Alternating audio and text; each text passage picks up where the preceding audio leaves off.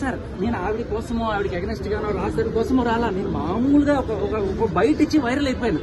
తర్వాత మీరు అందరూ అడుగుతున్నారు. అంతేగాని నాకు ఎవరి మీద కక్ష లేదు, ఎవరి మీద ఇది లేదు. బట్ రాజధానికి నేను ఖచ్చితంగా ఒక సింపథైజర్ గా ఉన్నాను. ఎందుకు అంటే అలాంటి ఒక దగ్గరుండి చూశాను. అలా సైకో బిహేవియర్, ఆ తిట్లు అవన్నీ కూడా నేను చాలా దగ్గరుండి చూశాను. అరే మనోడు బాధితుడు రా అని క్లియర్ కట్ గా అనిపించింది. అందుకని వచ్చాను. అంటే రాజధాని రావణ మధ్యలో జరిగేది మీరు దగ్గరుండి చూసారు? దగ్గరుండిగా ఆడియో రికార్డు బీప్ లేకుండా విన్నప్పుడు మీరు బీప్తో వినుంటారు. నేను బీప్ లేకుండా వినేటప్పుడు నాకు అర్థమైంది. ఈ ఇష్యూలో ఎవరికి న్యాయం జరగాలని సార్, న్యాయం అంటే ఏంటంటే సార్, మగాడికి ఎంత కష్టపడ్డా పోలీస్ స్టేషన్కి వెళ్ళి ఒక నెల రోజులు తిరుగుడ్డా అమ్మాయి నన్ను టార్చర్ చేస్తోంది అని చెప్తే పట్టించుకునే నాదుడు లేదు సార్. ఇప్పుడు రాజధాని కూడా ఆ అమ్మాయి ఇట్లా చేస్తున్నా వెళ్తే లేదు, పరిశీలనలో ఉంది, లీగల్ ఒపీనియన్ పంపించాం. అదే అమ్మాయి వెళ్ళి ఏ రకమైన ఆధారాలు లేకుండా కూడా మేము ఇట్లాగే ఎఫ్ఐఆర్ చేస్తాం. ఈ రకమైన దుస్థితిలో ఇవాళ మగజాతి బతుకుతుంది.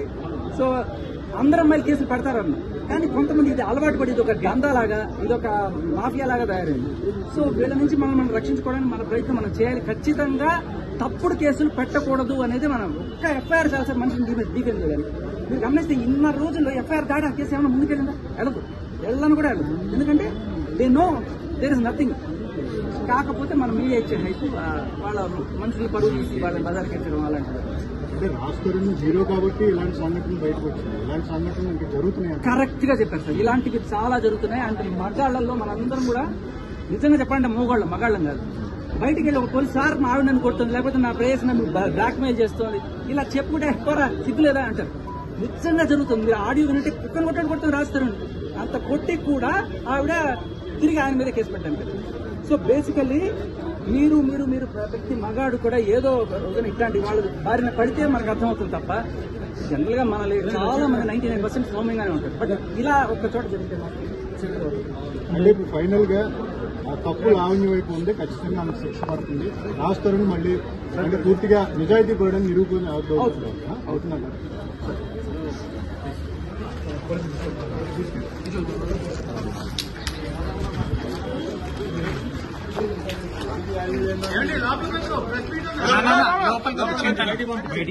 ఇక్కడ వద్దు, కావాలంటే బయట ఎక్కడ వెన్యూ పెట్టుకుని అక్కడ చేయమనండి.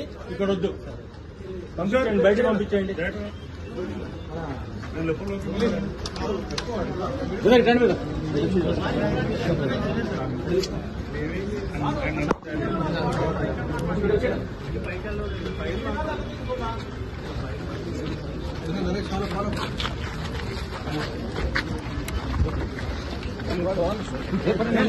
అదే వెళ్ళిపోండి.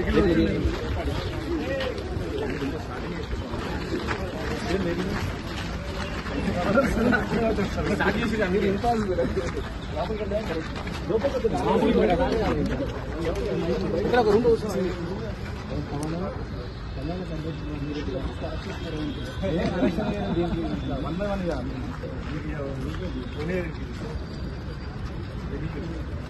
బయట ఉందా?